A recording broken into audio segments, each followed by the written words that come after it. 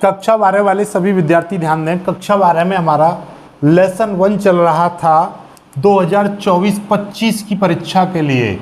2024-25 की बोर्ड परीक्षा के लिए नया बैच चला था, स्टार्ट किया था फिजिक्स में, जिसमें हमने लेसन 1 हमने स्टार्ट किया था। तो उसका लास्ट डेरिवेशन यानी लेसन 1 की ये लास्ट वीडियो है।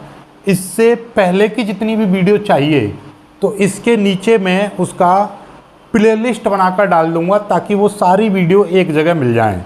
दूसरी चीज़ कि इस चैप्टर के नोट्स आपको आज शाम को मिल जाएंगे।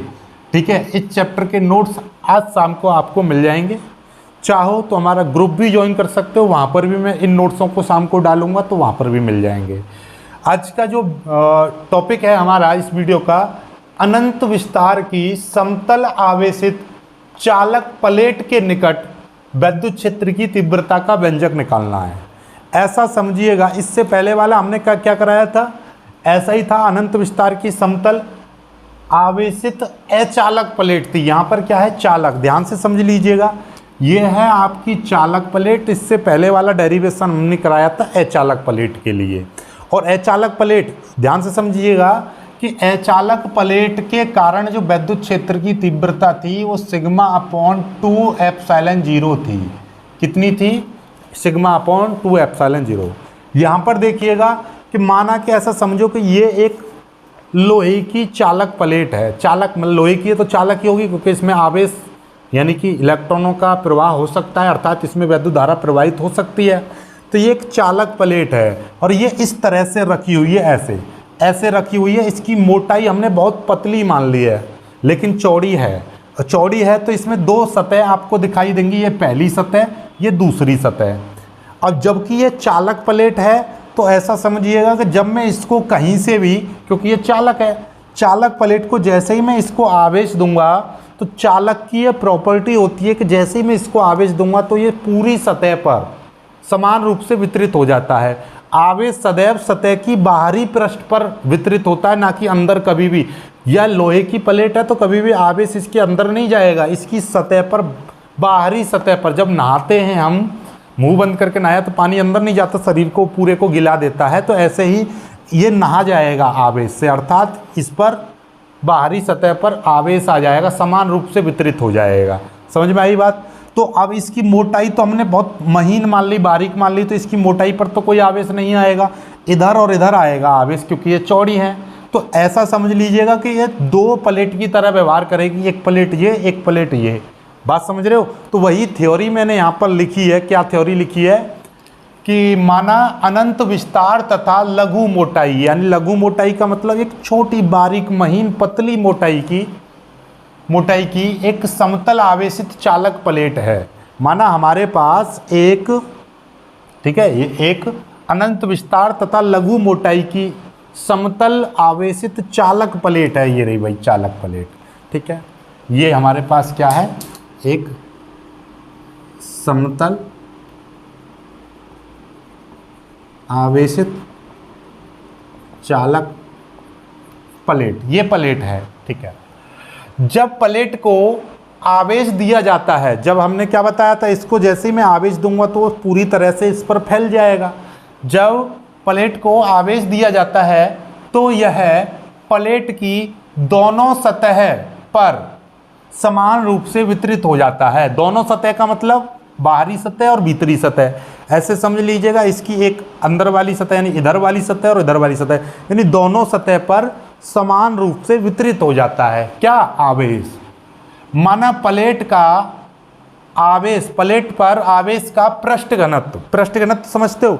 आवेश का पृष्ठ घनत्व का मतलब यह है कि इसके एकांक क्षेत्रफल पर कितना आवेश है।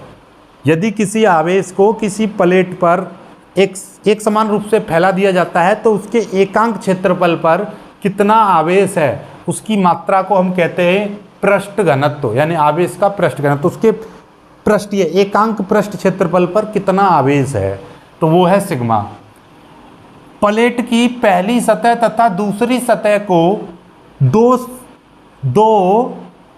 समतल, ऐसा लिख लीजिएगा, दो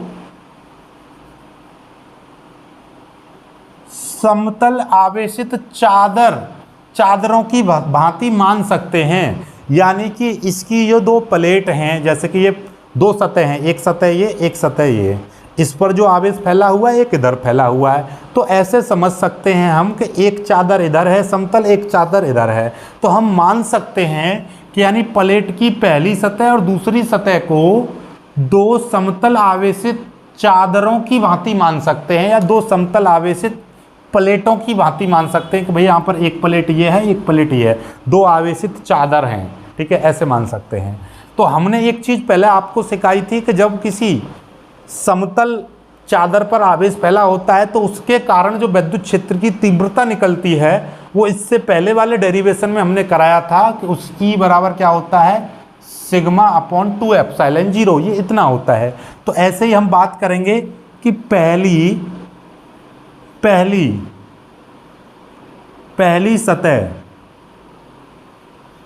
सतह के आवेश के कारण बिंदु P पर विद्युत क्षेत्र की तीव्रता। भाई इस पहली सतह पर ये जो आवेश है इसके कारण यहाँ पर कुछ ना कुछ तीव्रता होगी, वो मैं पहली सतह के कारण जो तीव्रता है उसको मैं क्या मान ले रहा हूँ, E1 मान ले रहा हूँ, ठीक है। तो वो E1 हो जाएगी। तो E1 बराबर बेसिकली हो कितना जाएगा, ध्यान से समझिएगा, E1 बराबर हो जाएगा, क्योंकि वही इस पर पृष्ठ घनत्व कितना है, इस प्लेट का सिग्मा है, नीचे 2 एप्सिलॉन 0 आ जाएगा, बात खत्म। ऐसे ही अब करेंगे दूसरी सतह के कारण, दूसरी सतह के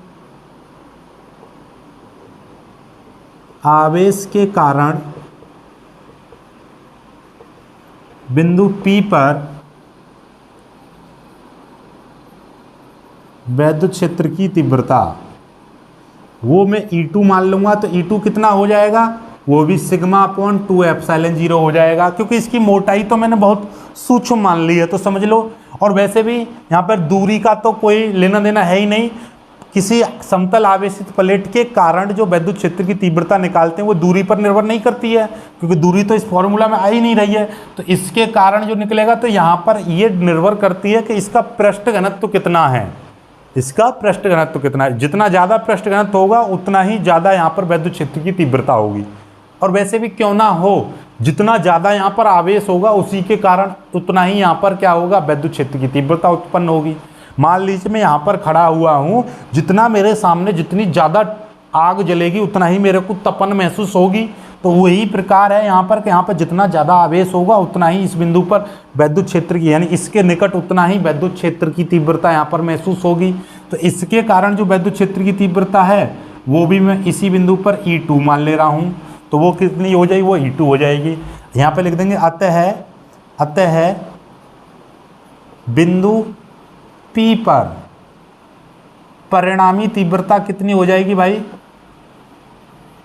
परिणामी तीव्रता E बराबर मैं मान लूंगा E1 प्लस E2, ठीक है। इस वाले बिंदु पर मैं E बराबर क्या लिख दूंगा, E1 प्लस E2। तो यहाँ पर देखिएगा इतने में ही मेरा काम हो जाएगा कि E बराबर E1 की वैल्यू कितनी है, sigma upon 2 epsilon 0 plus sigma upon 2 epsilon 0। जब नीचे का आधार समान होता है, इसको मैं एलसीएम ले लूँगा 2 एप्सिलॉन 0, तो ऊपर हो जाएगा सिग्मा प्लस सिग्मा। भाई जब नीचे समान होता है तो ऊपर के डायरेक्ट जोड़ देते हैं, सिग्मा और सिग्मा कितना हो जाएगा, 2 सिग्मा अपॉन 2 एप्सिलॉन 0। 2 से 2 कट जाएगा तो E बराबर कितना आ जाएगा, E बराबर आ जाएगा सिग्मा अपॉन एप्सिलॉन 0। ये आ गया न्यूटन प्रति कूलाम, यही इसका मात्रक होगा। तो दोनों चीज़ों से एक चीज़ आपको समझ में आ रही होगी कि यदि यहाँ पर चालक प्लेट है तो विद्युत क्षेत्र की तीव्रता E बराबर epsilon upon sigma upon epsilon 0 लिया जाएगा, और यदि अचालक प्लेट है तो E बराबर सिग्मा अपॉन 2 एप्सिलॉन 0 लिया जाएगा। दोनों में बस बट्टे 2 का अंतर आ रहा है, बाकी चीज़ें सेम हैं। तो ये पूरा चैप्टर आज हो जाता है फिनिश। अब सिर्फ और सिर्फ इस चैप्टर के क्या चलेंगे, अब आगे इस चैप्टर के न्यूमेरिकल्स चलेंगे, जो कि मैं न्यूमेरिकल्स की सीरीज को कंटिन्यू करूँगा, ठीक है। तो वो NCERT के सॉल्यूशंस में करा रहा हूँ तो पूरा कराता रहूँगा।